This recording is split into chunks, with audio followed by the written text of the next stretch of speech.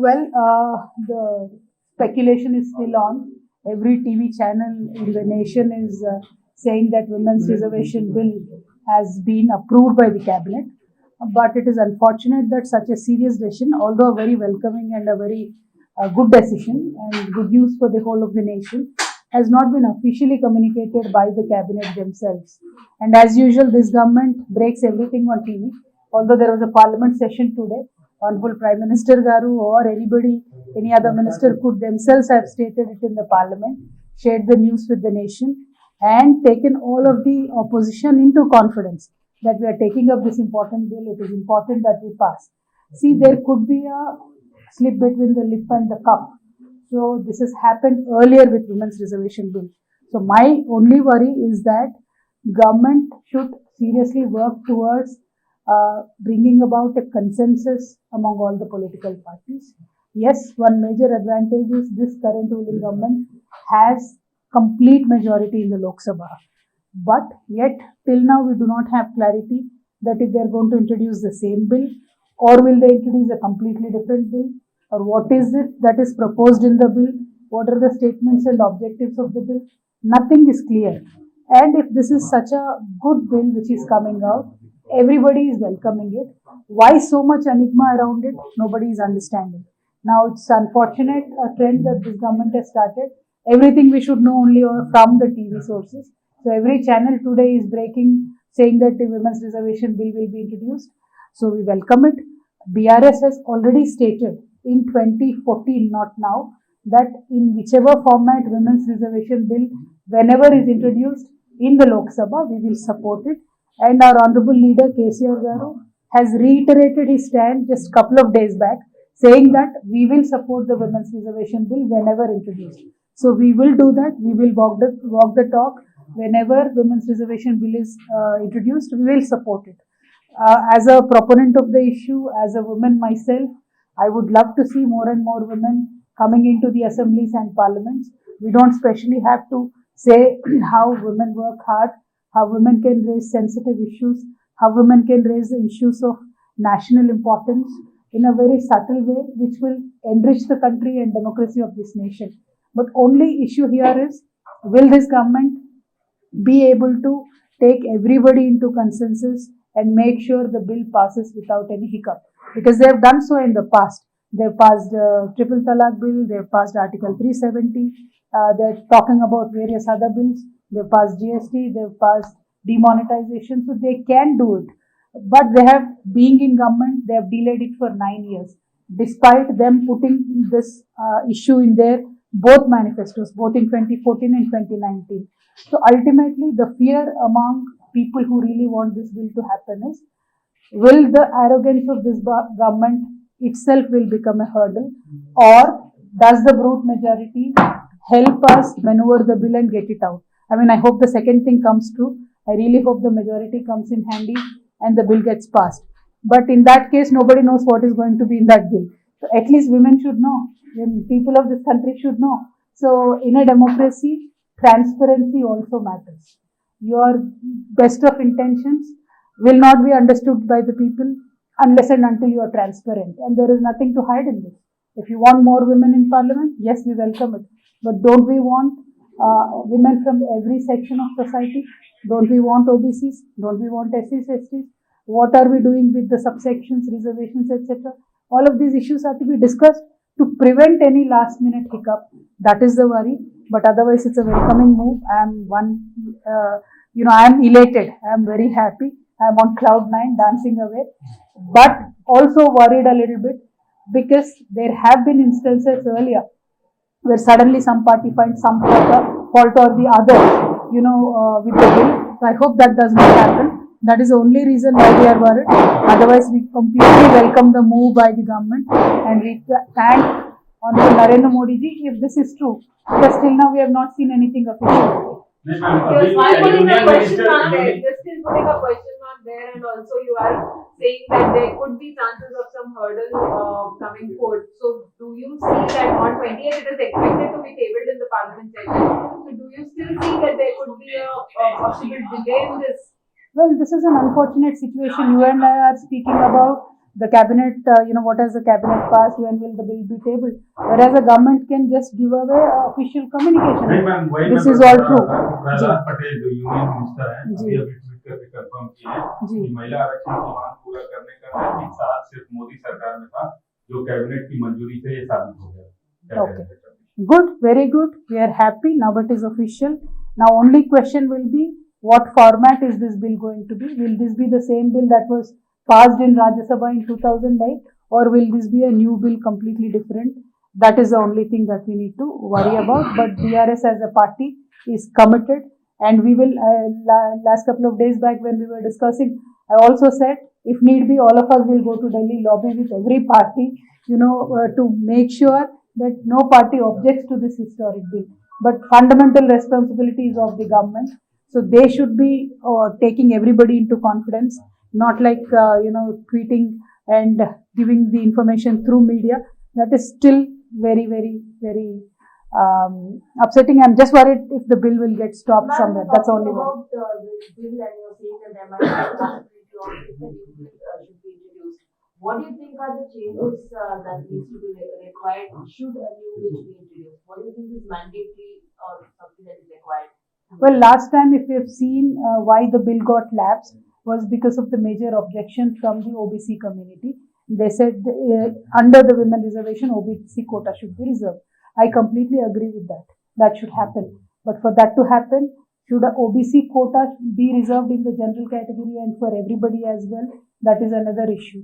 Because BRS as a party, day one when we wrote a letter in 2014, we said both women's reservation bill 33% and also OBC bill reservation of 33% should be passed. Now, if in the women's reservation bill, if you have to reserve 33% for OBC women, can it be done independently? These are the issues, legal and technical issues that the government should have openly communicated.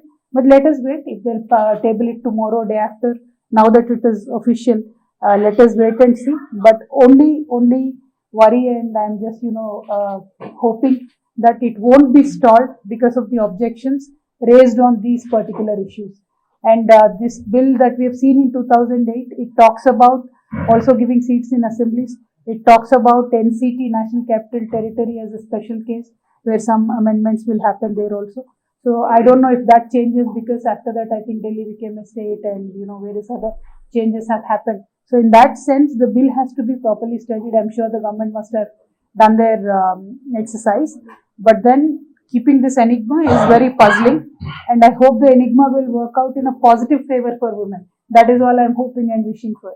Several political parties or political leaders trying to take the credit. How do you see this? Very good, yeah. Let them all take the credit. That is not the issue here. While taking the credit, they should just support the bill, vote for the bill, not object for it. Because when we look at the history, at certain times TMC has abstained from voting. Sometimes RJD had objected. I think once or twice BJP, when it was passing in Rajya Sabha and subsequently in Lok Sabha, BJP had certain objections at that point of time. So when you look at the history of women's reservation bill in the past 28 years, at different timelines, different parties have objected on various issues. Now that is why I was concerned. My apprehension is only that you will never know which party will come up with what objection. So if the government can be more transparent, more inclusive, and if they can properly work out that these parties won't have any objections, it will pass easily. Otherwise also, this government has a historic opportunity to pass it single-handedly, because only BJP itself has enough majority to pass this bill. But we should just have to wait and watch. If their political will drive them all the way through. I really hope it does, because if this time we miss, again it will take 10-15 years for the women of India to rise up and fight for this issue and get this momentum. जी, पहले तो देश के पूरे महिलाओं को और देशवासियों को सभी को बहुत बहुत बधाई। एक बहुत हिस्टोरिक स्टेप है। महिला आरक्षण पार्लियामेंट में और असेंबली में मिलने से हमारी लोकतंत्र भी बहुत मजबूत हो सकती है। काफी सारे ऐसे मुद्दे जो पहले पार्लियामेंट में उठाए नहीं जाते थे, वो अभी महिलाएं भी आएंगे तो बहुत सारा डिस्कशन भी अच्छा बनेगा, और सारे महिलाओं के लिए, बच्चों के लिए, अमन कायम रखने के लिए, डेवलपमेंट के मुद्दों पे अच्छा एक चर्चा हो सकता है। और भारत अभी इंटरनेशनल लेवल में बाकी कंट्रीज के सामने सर उठा के अभी खड़े हो सकती है, क्योंकि अब तक एक ये हमारे पूरे डेमोक्रेटिक सिस्टम में एक लकूना था, एक कमी रह गई थी कि हमने अपने महिलाओं को अच्छा स्तर नहीं दिया है। लेकिन अब अगर ये बिल पास हो जाती है, जैसा सरकार अभी कैबिनेट का रेजोल्यूशन उन्होंने पास किया है, अगर ये बिल पास हो जाती है तो हमारा दर्जा विश्व में बहुत सारे डेवलप्ड नेशंस के साथ होगा, महिलाओं को एक अच्छा दर्जा मिलेगा, वो हमारे लोकतंत्र के लिए भी अच्छा है, देश के जीडीपी के लिए भी अच्छा है। और अल्टीमेटली जब तक महिलाओं का सशक्तिकरण नहीं होगा तब तक डेमोक्रेसी कंप्लीट नहीं होगा, परिपूर्ण नहीं होगा लोकतंत्र अपना। तो ये अच्छी बात है, वेलकम करने वाली बात है। लेकिन जो पहले ऑब्जेक्शंस थे कि महिला आरक्षण जब पार्लियामेंट में आएगा या स्टेट असेंबली में आएगा तो SC/ST का रिजर्वेशन तो कायम है क्योंकि वो ऑलरेडी संविधान में है, लेकिन OBC का रिजर्वेशन क्या लागू करेंगे नहीं करेंगे, इसी मुद्दे पे पहले मर्तबा जितने बार भी महिला आरक्षण लगाने का कोशिश किया है पार्लियामेंट में वो फेल हो गया था। तो क्या अब की सरकार ये इंश्योर कर पाती है कि सारी दल मान जाए, यही एक हमारे मन में शंका है। और ये सरकार जो बिल लेके आई है, इसके पूरे बिल लेके आने के तौर तरीके जो है या बिल में क्या है वो ना बताने की जो ये सरकार काम कर रही है, ये डेमोक्रेसी में ठीक नहीं है। क्योंकि डेमोक्रेसी में पारदर्शक होना इम्पॉर्टेंट है, ट्रांसपेरेंट होना बहुत इम्पॉर्टेंट है कि महिला रिजर्वेशन बिल में आखिर रखा क्या है, पहले वाले बिल ही पेश करेंगे या कुछ और बिल लाएंगे, कुछ बदलाव लाएंगे, ये बताना जरूरी है। बता के सारे दलों को साथ में लेके, सारे सिविल सोसाइटीज के लीडर्स को साथ में लेके अगर सरकार चलती है तो बिल पास होने में कोई अड़चन नहीं आएगी, ऐसा मैं मानती हूँ। मैं यही चाहती हूँ कि बिल पास हो जाए और फुल मेजॉरिटी इस सरकार के पास है। और इस सरकार ने पिछले 2 चुनावों में भी ये वादा किया था कि महिला आरक्षण बिल हम पास करेंगे ताकि पार्लियामेंट में और असेंबली में ज्यादा महिलाएं आएंगे। लेकिन खैर 9 साल के बाद इलेक्शन के बिल्कुल सामने ये एक कदम उठा रहे हैं, ये अच्छी बात है, बहुत वेलकमिंग बात है। लेकिन क्या पारित करने में सफल हो जाएंगे, नहीं होंगे, ये इम्पोर्टेंट बात है। मेरा डर इसीलिए है क्योंकि एक बार ये बिल 2006 में राज्यसभा में पास हो गया, लोकसभा में रुक गया, तब से लेके अब तक 16 साल लगे हैं महिलाओं को आवाज उठाने को और बिल को वापस लाने का, एक चर्चा लाने को इस देश में।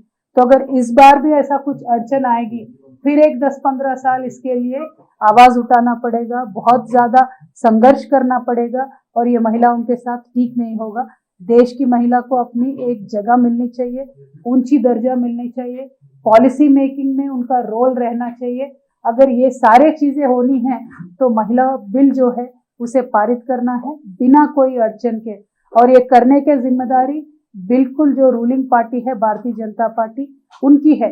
लेकिन उनका जिस तरीके से ये बिल को पेश करना या बिल कैबिनेट में जो डिसीजन लिया वो टीवी के माध्यम के द्वारा एक लीक्स के जैसा देना या तो किसी मंत्री जी का ट्विटर में रख देना। लेकिन आज ही सत्र चल रहा था, आज ही पार्लियामेंट हाउस चल रहा था, ऑनरेबल प्रधानमंत्री जी मेरे ख्याल से 1.5-2 आवर्स का उन्होंने भाषण दिया है, तो तभी बता देते, महिलाओं को खुशखबरी सुना देते, बहुत ही अच्छा होता। खैर अगर उनको नया पार्लियामेंट में भी बताना है ये कल, लेकिन आज ये जो उन्होंने लीक दिया है, ये सारा चीज किया है, इसे एक डर सा है कि क्या रखेंगे इसमें बिल में, कैसे रखेंगे, किस तरीके के अड़चन आ सकते हैं। क्योंकि जो संघर्ष करता है उसको पता होता है इसकी सीरियसनेस क्या है। अगर छोटा सा कुछ अड़चन आती है फिर 10-15 साल लग जाएंगे ये बिल को वापस डिस्कशन में भी लाने के लिए। तो बस इतना ही मेरा डर है, बाकी कुछ नहीं है। बहुत अच्छा कदम है, हम स्वागत करते हैं इस कदम का। और BRS पार्टी ने 10 साल पहले तेलंगाना फॉर्मेशन होने के बाद फर्स्ट असेंबली सेशन में हमने हमारा सपोर्ट दिया है और हम अभी तक कायम है उस बात पे। 2 दिन पहले भी हमारे नेता ने ऑनरेबल प्रधानमंत्री जी को लेटर लिख के भी बताया कि आप वुमेन्स रिजर्वेशन बिल लेके आइए, हम आपका मदद करेंगे। 33% OBC रिजर्वेशन का भी बिल लाइए, उसका भी हम मदद करेंगे। ये दोनों मुद्दों पे BRS पार्टी बहुत क्लियर है, तो we welcome the step. But जो जिस तरीके से ये किया जा रहा है, जो ट्रांसपेरेंसी नहीं है, बस उससे हमारी ऑब्जेक्शन है। But ultimately congratulations to the whole nation. I hope this bill passes with full majority. జై తెలంగాణ అందరికీ నమస్కారం. శుభాకాంక్షలు. మహిళా బిల్లు పాస్ అవబోతున్నట్టుగా మనం వార్తలు టీవీలలో చూస్తూ ఉన్నాం. ఇప్పుడే ప్రహ్లాద్ జోషి గారు అనేటటువంటి మంత్రి గారు కూడా క్యాబినెట్లో డెసిషన్ తీసుకోవడం జరిగింది. మహిళా బిల్ ఇంట్రొడ్యూస్ చేయాలని చెప్పి ట్వీట్ చేశారని చెప్పి చెప్తా ఉన్నారు. కానీ మరి ఎప్పుడు ఇంట్రొడ్యూస్ చేస్తారు బిల్లు, ఏ బిల్లు ఇంట్రొడ్యూస్ చేస్తారు, ఇటువంటి అంశాల పట్ల ఇంతవరకు కూడా పారదర్శకత అనేటటువంటిది లేదు. వాస్తవానికైతే క్యాబినెట్లో జరిగిన నిర్ణయాలు ఏమన్నా ఉంటే అఫీషియల్గా ప్రభుత్వం నుండి కమ్యూనికేట్ చేసి ఉంటే బాగుండేది. బట్ ఎనీవే, చాలా స్వాగతించాల్సినటువంటి విషయం, చాలా సంతోషపడాల్సినటువంటి సందర్భం. ఇప్పుడు భారతదేశం గర్వంగా విశ్వం ముందు తల ఎత్తుకొని మేము కూడా మా మహిళలను సమున్నతమైనటువంటి స్థానాలలో కూర్చోబెడుతున్నాం అని చెప్పుకునేటటువంటి పరిస్థితి ఉంటుంది. ఆకాశంలో సగం, భూమిలో సగం, అధికారంలో కూడా సగం కావాలని నినదించినటువంటి మనందరికీ కూడా న్యాయం జరిగేటటువంటి రోజు దగ్గరలో ఉందని చెప్పి ఒక పక్క సంతోషంగా ఉంది. అయితే ఇంకొక పక్క చరిత్ర చూసుకున్నట్టయితే ఎప్పుడు మహిళా రిజర్వేషన్ బిల్లు పార్లమెంట్లో పెట్టినా కూడా ఏదో ఒక పార్టీ ఆబ్జెక్ట్ చేయడం, ఏదో ఒక కారణంతోనే అది వెనక్కి వెళ్ళడం అనేటటువంటిది పలు సందర్భాల్లో కూడా మనం చూసినాం. కాబట్టి ఇప్పుడు ఈ ప్రభుత్వం బిల్లు ఎటువంటి పరిస్థితుల్లో తీసుకొస్తుంది, ఆ బిల్లులో ఏమేమి పెట్టారు అనేటటువంటి అంశాల పట్ల స్పష్టత ఇచ్చి ప్రతిపక్షాలందరినీ కూడా దగ్గరికి తీసుకొని, సివిల్ సొసైటీలో ఉన్నటువంటి లీడర్స్ అందరినీ కూడా దగ్గరికి తీసుకొని పనిచేసినట్టయితే బిల్లులో అడ్డంకులు రాకుండా ఉంటాయనేటటువంటిది మా యొక్క ఆలోచన. కాకపోతే ప్రభుత్వం వేస్తున్నటువంటి ముందడుగు నిజంగా వెల్కమ్ చేయదగ్గది. ఇది నిజమే అయ్యి బిల్లును పాస్ చేసేటటువంటి పరిస్థితి ఉంటే మాత్రం భారతదేశంలో కొత్త చరిత్ర సృష్టించబడుతుంది. భారతదేశం అభివృద్ధి చెందడంలో మహిళల పాత్ర వాళ్ళే స్వయంగా పోషించేటటువంటి ఆస్కారం కూడా ఉంటుందని చెప్పి నేను మనస్ఫూర్తిగా భావిస్తా ఉన్నాను. అయితే గౌరవ ముఖ్యమంత్రి గారు కేసీఆర్ గారు 2014లో బీఆర్ఎస్ పార్టీ తెలంగాణ రాష్ట్రం ఏర్పడ్డ తర్వాత బీఆర్ఎస్ పార్టీ అధికారంలోకి వచ్చినాక మొట్టమొదటి అసెంబ్లీ సెషన్లోనే 33% పార్లమెంట్లో అసెంబ్లీలలో సీట్లు ఓబీసీలకు రిజర్వ్ చేయాలని చెప్పి, అదేవిధంగా 33% సీట్లు పార్లమెంట్లో అసెంబ్లీలలో మహిళల కోసం రిజర్వ్ చేయాలని చెప్పి 10 సంవత్సరాల నాడు మేము అసెంబ్లీలో రెజల్యూషన్ పాస్ చేసి కేంద్ర ప్రభుత్వానికి పంపడం జరిగింది. కేంద్ర ప్రభుత్వం 9 సంవత్సరాలు జాప్యం చేసి ఇప్పటికైనా ఈ నిర్ణయం తీసుకున్నందుకు మేము సంతోషిస్తూ ఉన్నాం. వారి నిర్ణయం తీసుకోవడం వెనుక గౌరవ ముఖ్యమంత్రి కేసీఆర్ గారిది చాలా పెద్ద పాత్ర ఉంది. 2 రోజుల క్రితం మళ్ళొక్కసారి గౌరవ ముఖ్యమంత్రి కేసీఆర్ గారు ప్రధానమంత్రి గారికి లేఖ రాయడం జరిగింది. ఖచ్చితంగా మహిళా reservation bill, OBC reservation bill మీరు పెట్టాలని చెప్పి వారు డిమాండ్ చేయడం జరిగింది. మరి వారు చేసినటువంటి ఆ డిమాండ్తోని ప్రెషర్లోకి వచ్చి కాంగ్రెస్ వర్కింగ్ కమిటీ కూడా మొన్న రెజల్యూషన్ పాస్ చేసింది. అంటే ప్రధాన ప్రతిపక్షంలో కదలిక తీసుకొని రావడానికి బీఆర్ఎస్ పార్టీ మంచి పాత్ర పోషించింది. కాబట్టే ఇవాళ ప్రధాన ప్రతిపక్ష పార్టీ, అదేవిధంగా బీఆర్ఎస్ లాంటి స్ట్రాంగ్ పార్టీలు తీసుకున్నటువంటి నిర్ణయంతో కేంద్ర ప్రభుత్వం కూడా కదిలి వచ్చిందని చెప్పి మేము బలంగా విశ్వసిస్తూ ఉన్నాము. అయితే ఒకటే కోరిక, ఒకటే ప్రార్థన, కేంద్ర ప్రభుత్వంలో ఉన్నటువంటి పెద్దలతోని చిన్న చిన్న అంశాలతోని ఈ బిల్లు ల్యాప్స్ అయిపోకుండా, వెనక్కి తిరిగి వెళ్లకుండా, మళ్ళా ఏదో కమిటీలలో చిక్కుకుపోకుండా మీకున్నటువంటి మెజారిటీని ఉపయోగించి ఖచ్చితంగా మీరు ఏ రూపంలో బిల్లు పెట్టినా మీరు పాస్ చేసే ప్రయత్నం చేయండి. మీకు అండగా బీఆర్ఎస్ పార్టీ నిలబడుతుంది. మహిళా లోకం కోసం బీఆర్ఎస్ పార్టీ మహిళా బిల్లుకి తప్పకుండా మద్దతు ఇస్తుందని చెప్పి ఈ సందర్భంగా తెలియజేస్తా ఉన్నాం. మళ్ళొకసారి మహిళలందరికీ, భారతదేశ ప్రజలందరికీ కూడా ఒక మంచి అడుగు మన డెమోక్రసీలో పడబోతున్నందుకు మీ అందరికి కూడా శుభాకాంక్షలు. Thank you. జై తెలంగాణ. जी, पहले तो देश के पूरे महिलाओं को और देशवासियों को सभी को बहुत बहुत बधाई. ये एक बहुत हिस्टोरिक स्टेप है. महिला आरक्षण पार्लियामेंट में और असेंबली में मिलने से हमारी लोकतंत्र भी बहुत मजबूत हो सकती है.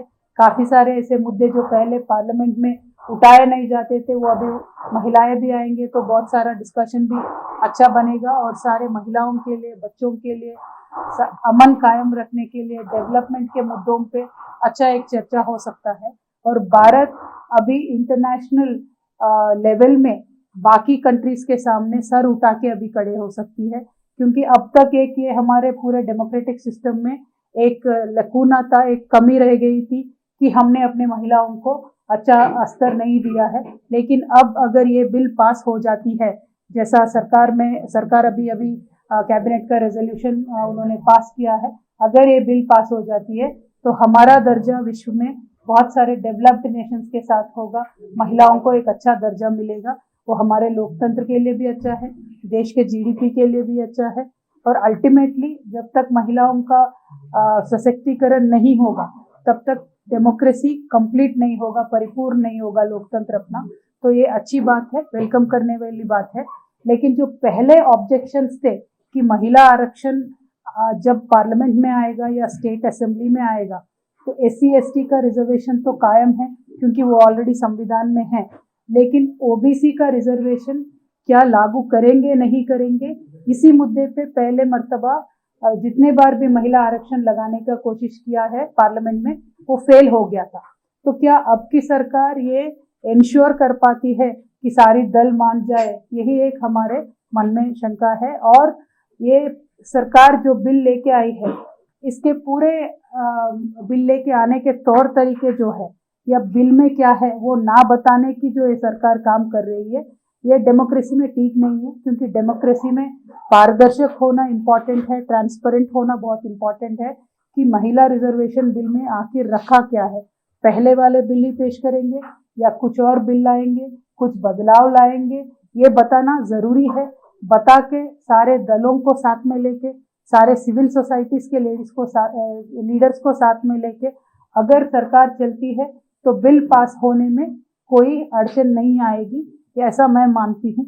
मैं यही चाहती हूँ कि बिल पास हो जाए और फुल मेजॉरिटी इस सरकार के पास है।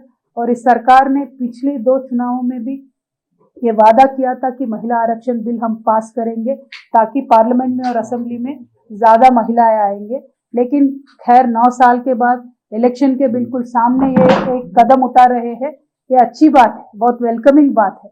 लेकिन क्या पारित करने में सफल हो जाएंगे नहीं होंगे, ये इम्पोर्टेंट बात है। मेरा डर इसीलिए है क्योंकि एक बार ये बिल 2006 में राज्यसभा में पास हो गया, लोकसभा में रुक गया, तब से लेके अब तक 16 साल लगे हैं महिलाओं को आवाज उठाने को और बिल को वापस लाने का, एक चर्चा लाने को इस देश में। तो अगर इस बार भी ऐसा कुछ अड़चन आएगी फिर एक 10-15 साल इसके लिए आवाज उठाना पड़ेगा, बहुत ज्यादा संघर्ष करना पड़ेगा और ये महिलाओं के साथ ठीक नहीं होगा। देश की महिला को अपनी एक जगह मिलनी चाहिए, ऊंची दर्जा मिलनी चाहिए, पॉलिसी मेकिंग में उनका रोल रहना चाहिए। अगर ये सारे चीजें होनी है तो महिला बिल जो है उसे पारित करना है बिना कोई अड़चन के। और ये करने के जिम्मेदारी बिल्कुल जो रूलिंग पार्टी है भारतीय जनता पार्टी उनकी है। लेकिन उनका जिस तरीके से ये बिल को पेश करना या बिल कैबिनेट में जो डिसीजन लिया वो टीवी के माध्यम के द्वारा एक लीक्स के जैसा देना या तो किसी मंत्री जी का ट्विटर में रख देना।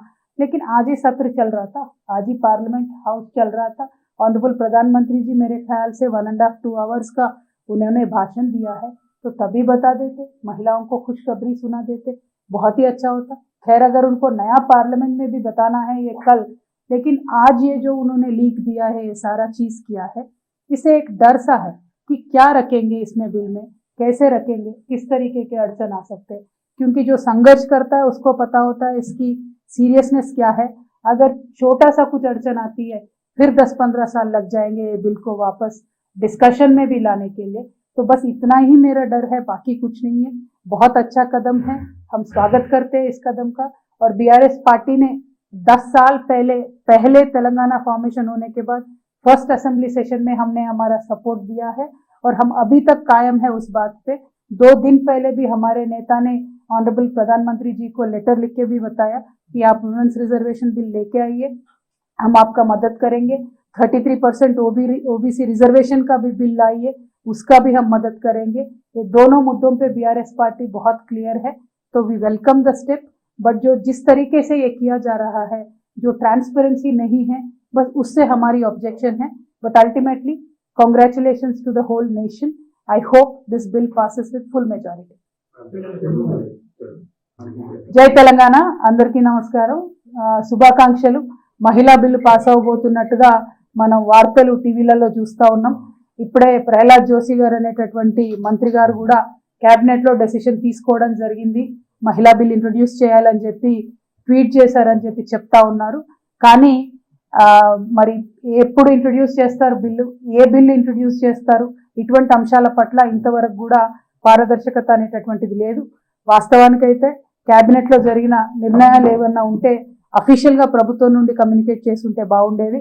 బట్ ఎనీవే, చాలా స్వాగతించాల్సినటువంటి విషయం, చాలా సంతోషపడాల్సినటువంటి సందర్భం. ఇప్పుడు భారతదేశం గర్వంగా విశ్వం ముందు తల ఎత్తుకొని మేము కూడా మా మహిళలను సమున్నతమైనటువంటి స్థానాలలో కూర్చోబెడుతున్నాం అని చెప్పుకునేటటువంటి పరిస్థితి ఉంటుంది. ఆకాశంలో సగం, భూమిలో సగం, అధికారంలో కూడా సగం కావాలని నినదించినటువంటి మనందరికీ కూడా న్యాయం జరిగేటటువంటి రోజు దగ్గరలో ఉందని చెప్పి ఒక పక్క సంతోషంగా ఉంది. అయితే ఇంకొక పక్క చరిత్ర చూసుకున్నట్టయితే ఎప్పుడు మహిళా రిజర్వేషన్ బిల్లు పార్లమెంట్లో పెట్టినా కూడా ఏదో ఒక పార్టీ ఆబ్జెక్ట్ చేయడం, ఏదో ఒక కారణంతోనే అది వెనక్కి వెళ్ళడం అనేటటువంటిది పలు సందర్భాల్లో కూడా మనం చూసినాం. కాబట్టి ఇప్పుడు ఈ ప్రభుత్వం బిల్లు ఎటువంటి పరిస్థితుల్లో తీసుకొస్తుంది, ఆ బిల్లులో ఏమేమి పెట్టారు అనేటటువంటి అంశాల పట్ల స్పష్టత ఇచ్చి ప్రతిపక్షాలందరినీ కూడా దగ్గరికి తీసుకొని, సివిల్ సొసైటీలో ఉన్నటువంటి లీడర్స్ అందరినీ కూడా దగ్గరికి తీసుకొని పనిచేసినట్టయితే బిల్లులో అడ్డంకులు రాకుండా ఉంటాయనేటటువంటిది మా యొక్క ఆలోచన. కాకపోతే ప్రభుత్వం వేస్తున్నటువంటి ముందడుగు నిజంగా వెల్కమ్ చేయదగ్గది. ఇది నిజమే అయ్యి బిల్లును పాస్ చేసేటటువంటి పరిస్థితి ఉంటే మాత్రం భారతదేశంలో కొత్త చరిత్ర సృష్టించబడుతుంది. భారతదేశం అభివృద్ధి చెందడంలో మహిళల పాత్ర వాళ్ళే స్వయంగా పోషించేటటువంటి ఆస్కారం కూడా ఉంటుందని చెప్పి నేను మనస్ఫూర్తిగా భావిస్తా ఉన్నాను. అయితే గౌరవ ముఖ్యమంత్రి గారు కేసీఆర్ గారు 2014లో బీఆర్ఎస్ పార్టీ తెలంగాణ రాష్ట్రం ఏర్పడ్డ తర్వాత బీఆర్ఎస్ పార్టీ అధికారంలోకి వచ్చినాక మొట్టమొదటి అసెంబ్లీ సెషన్లోనే 33% పార్లమెంట్లో అసెంబ్లీలలో సీట్లు ఓబీసీలకు రిజర్వ్ చేయాలని చెప్పి, అదేవిధంగా 33% సీట్లు పార్లమెంట్లో అసెంబ్లీలలో మహిళల కోసం రిజర్వ్ చేయాలని చెప్పి 10 సంవత్సరాల నాడు మేము అసెంబ్లీలో రెజల్యూషన్ పాస్ చేసి కేంద్ర ప్రభుత్వానికి పంపడం జరిగింది. కేంద్ర ప్రభుత్వం 9 సంవత్సరాలు జాప్యం చేసి ఇప్పటికైనా ఈ నిర్ణయం తీసుకున్నందుకు మేము సంతోషిస్తూ ఉన్నాం. వారి నిర్ణయం తీసుకోవడం వెనుక గౌరవ ముఖ్యమంత్రి కేసీఆర్ గారిది చాలా పెద్ద పాత్ర ఉంది. 2 రోజుల క్రితం మళ్ళొక్కసారి గౌరవ ముఖ్యమంత్రి కేసీఆర్ గారు ప్రధానమంత్రి గారికి లేఖ రాయడం జరిగింది. ఖచ్చితంగా మహిళా reservation bill, OBC reservation bill మీరు పెట్టాలని చెప్పి వారు డిమాండ్ చేయడం జరిగింది. మరి వారు చేసినటువంటి ఆ డిమాండ్తోని ప్రెషర్లోకి వచ్చి కాంగ్రెస్ వర్కింగ్ కమిటీ కూడా మొన్న రెజల్యూషన్ పాస్ చేసింది. అంటే ప్రధాన ప్రతిపక్షంలో కదలిక తీసుకొని రావడానికి బీఆర్ఎస్ పార్టీ మంచి పాత్ర పోషించింది కాబట్టే ఇవాళ ప్రధాన ప్రతిపక్ష పార్టీ, అదేవిధంగా బీఆర్ఎస్ లాంటి స్ట్రాంగ్ పార్టీలు తీసుకున్నటువంటి నిర్ణయంతో కేంద్ర ప్రభుత్వం కూడా కదిలి వచ్చిందని చెప్పి మేము బలంగా విశ్వసిస్తూ ఉన్నాము. అయితే ఒకటే కోరిక, ఒకటే ప్రార్థన, కేంద్ర ప్రభుత్వంలో ఉన్నటువంటి పెద్దలతోని చిన్న చిన్న అంశాలతోని ఈ బిల్లు ల్యాప్స్ అయిపోకుండా, వెనక్కి తిరిగి వెళ్లకుండా, మళ్ళా ఏదో కమిటీలలో చిక్కుకుపోకుండా మీకున్నటువంటి మెజారిటీని ఉపయోగించి ఖచ్చితంగా మీరు ఏ రూపంలో బిల్లు పెట్టినా మీరు పాస్ చేసే ప్రయత్నం చేయండి. మీకు అండగా బీఆర్ఎస్ పార్టీ నిలబడుతుంది. మహిళా లోకం కోసం బీఆర్ఎస్ పార్టీ మహిళా బిల్లుకి తప్పకుండా మద్దతు ఇస్తుందని చెప్పి ఈ సందర్భంగా తెలియజేస్తా ఉన్నాం. మళ్ళొకసారి మహిళలందరికీ, భారతదేశ ప్రజలందరికీ కూడా ఒక మంచి అడుగు మన డెమోక్రసీలో పడబోతున్నందుకు మీ అందరికి కూడా శుభాకాంక్షలు. Thank you. జై తెలంగాణ.